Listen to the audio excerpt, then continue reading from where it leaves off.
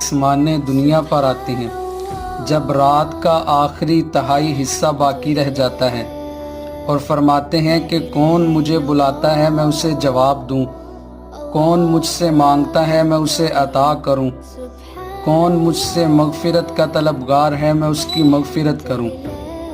रात का आखिरी तिहाई हिस्सा बहुत अहम है।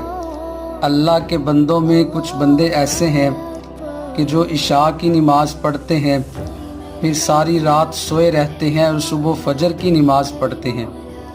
और दूसरे अल्लाह के बंदे वो हैं जो कभी तहज्जुद के वक़्त जाग जाते हैं और कभी सोए रहते हैं। और तीसरे वो हैं जिन्हें अल्लाह की रहमत हर रात खुद जगाती है और वो जाग कर अल्लाह करीम से दुआएं करते हैं, अपने रब से मुलाकात करते हैं। अल्लाह से दुआ करें अल्लाह हमें भी इन्हीं लोगों में शामिल कर दे।